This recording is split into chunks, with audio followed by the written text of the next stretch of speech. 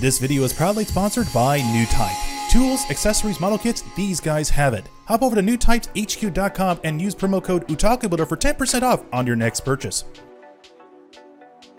Hey, what's going on my dudes and dudettes, and welcome back to another exciting build from the good folks from Bandai, Japan.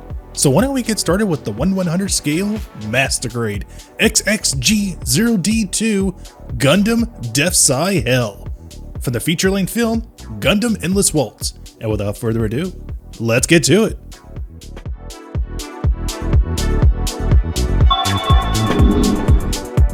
Hello and welcome back my dudes and dudettes to another unique build from the good folks from Bandai. And if this is your first time to this YouTube channel, welcome! So this time around I'm going to be tackling the most popular 5 mobile suits from the feature-length film Gundam Endless Waltz. Now I have some experience building the Perfect Rate Wing Gundam Zero a couple of years back. Oh my goodness, it's almost been 3 years ago. Woo, time flies. Followed by the Proto Wing Gundam I did a couple of months ago, and now I want to tackle the rest of the mobile suit lineup. But here's the funny thing, these particular mobile suit model kits are very expensive, and you know how Bandai kits are. They can cost an arm and a leg. So thanks to the good folks from Patreon for supporting this channel, this project will be made a reality. So once again, thank you guys so much for your continuing support and having us watch this incredible build. So once again, I need to reiterate, this is going to be a 5-part series of these unique builds, so that way I can really put all the bells and whistles to make these guys look really cool and unique. So enough without further ado, let's take a look what's inside the box of the Gundam DeathScythe Hell. So just to be 100% transparent, back in the when I was a little bit younger otaku builder, I was not a fan of Gundam Wing at all. In fact, the only thing I really liked from Gundam Wing was the Endless Waltz film, because the mobile suits went through a drastic evolutionary change with their overall look and design, and I felt that nice transition worked very well for the film. But there was one thing that really resonated with me the most was DeathScythe himself. Sure, I like Wing Gundam, but there's something that's really cool and menacing with this guy, having like a Reaper Psy followed by that nice I am the Knight kind of vibe of Batman. I just love that aesthetic, and you can clearly see it by the front and side and back to back of this mobile suit, while at the same time giving you a nice little figurine of Duo Maxwell, pilot of the Gundam DeathScythe, at the same time introducing to the fans the dry transfers and some sticker decals. Now on the other side, once again gives you a nice versatile feel on what you can do for dynamic poses, while at the same time seeing a good glimpse on what the mobile suit originally looked like before it got a full custom makeover by Mr. Maxwell. As for the lower right hand side, you get a complete layout of the remaining mobile suits that are available to purchase from the Endless Waltz lineup. Now the last remaining 4 are Bandai exclusive. For some reason, DeathScythe didn't make the cut when it came to the Veracast series, but that's totally fine. In fact, I like the fact that this kit was actually affordable to get, so let's take a look what's inside the box. As always, you are happily greeted with the instruction manual with a beautiful illustration of DeathScythe, followed by a nice diagram showing the evolution from DeathScythe from season 1 and 2 up to the Endless Waltz feature-length film. Once again, more information on Duo Maxwell, while at the same time in the right page give you a description of working with dry transfers. Now dry transfers aren't that hard to work with as long as you have a great deal of practice, but I would say they're a lot more easy to put on than sticker decals. Once again, page number 5 gives you a nice description and at the same time beautiful dynamic pose showing the DeathScythe in action using his Psy to slice down a mobile suit, followed by more dynamic poses to put this mobile suit into, and at the very bottom gives you a small glimpse of the graphic novel if you want to do more research on the lore itself, followed by the last remaining page gives you a complete diagram how to open and close the wings, and the final page gives you a complete diagram to apply the sticker decals and the dry transfers. And the very back of the manual gives you a complete color guide if you want to do some custom painting with Duo Maxwell and the mobile suit DeathScythe. Now this is the first time I'm going to be working with a softer tone purple and definitely 3 different tones of whites and grays. Definitely a big step coming from bigger, brights and darker colors, so I accept this challenge to be really fun and exciting. Now let's take a look at the first runners. First one right off the bat is going to be the DeathScythe Reaper Saber effect. That looks absolutely beautiful. I love the sculpting effect that they put onto this guy, followed by the backpack unit, which is going to be the main wings, which is this nice dark black, followed by some gray pieces, which are going to be for the inner frame, more inner frame pieces, more different dark tone gray pieces, followed by more gray pieces, and at the same time we get this nice soft polished grayish texture for the main armor, classic red pieces for the mouth and the vents around the cheeks, smallest terminal white runners, followed by more inner frame pieces, and then wrap things up in a nice little bow, some sticker decals. Now these sticker decals aren't that bad. At the same time, I just love the aesthetic of these. The dry transfers themselves are actually very easy to put on. At the same time, there aren't a lot, so You could say this was like their prototype version of working their way up to doing a fur cost series, but this particular one didn't quite make the cut. Again, I'm glad it didn't because it would actually be very expensive to purchase, so I love that. Now, as for the main runners, there's only going to be like 2 clear parts for this particular mobile suit, which is going to be the eyes and the camera module, and then there's one that goes above like the, I want to say the hip area. Didn't see that coming, but I'll definitely add some effects to that to make it look really cool. So, I am super stoked, and I'm looking forward to building more of these guys in the next couple of months.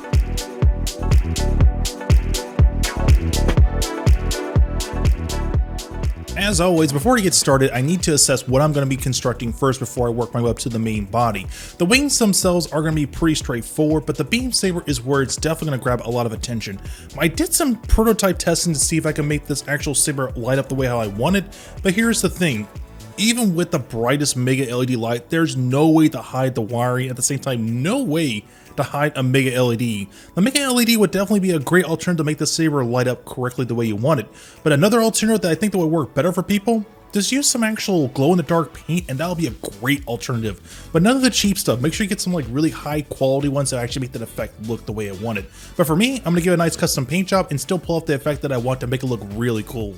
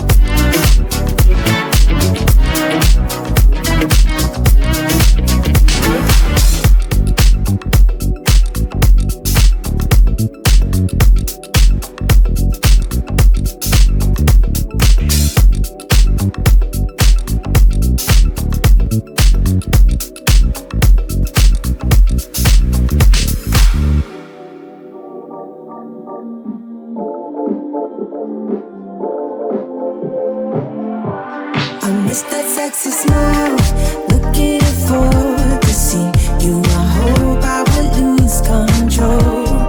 Love you every night, no checking the time, just us loving you all night long. I can let you go, baby, it's the right we already know, and we feel it. I really do, I say the truth, we can't go any road. Need you now. I'm your queen and you the keeper now. It's a kingdom, let's play it how you like. Haha, doesn't make you feel, or you wanna change, I'll be whatever, watching like we can dance, you got to move tonight. Stars are watching us in the sky, I wanna last it forever.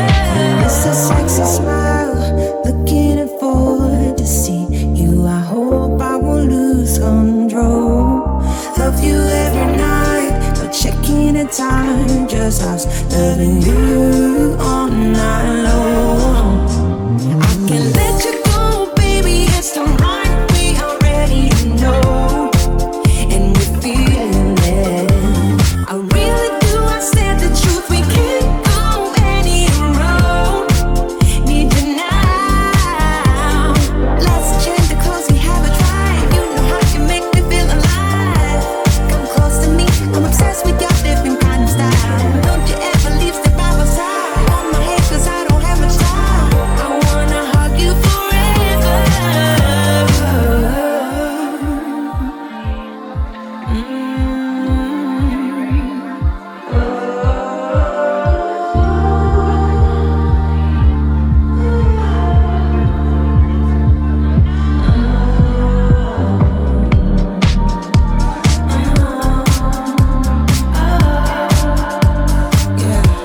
I miss the sexy smile, looking forward to see you. I hope I will lose control.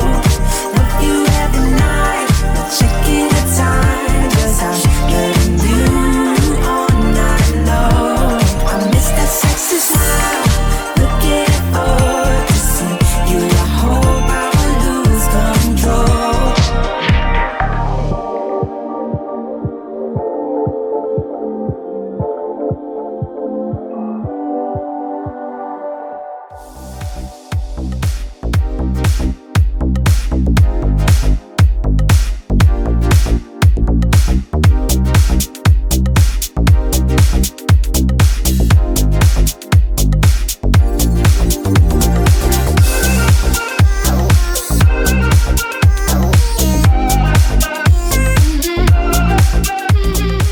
So in this part, I want to actually put a chip LED light behind this section so that way I can backlight the actual plastic. So to make this a reality, I'm going to need to drill 3 little tiny holes through this particular plastic, and then once I get it fully drilled, I'm going to be using a very, very sharp X-Acto blade to hollow out in a way where I get a nice perfect rectangular shape. Now with that open cavity there, I can actually put in a chip LED light to illuminate that one piece of plastic. But here's the thing, the chip LED lights are slightly bigger and the actual plastic part that locks it into place is a little too long. So I would really recommend to shave off the tip of it just enough to the point where you can create some more room for the LED. Too much crowding in there will actually break it to the point where it won't work.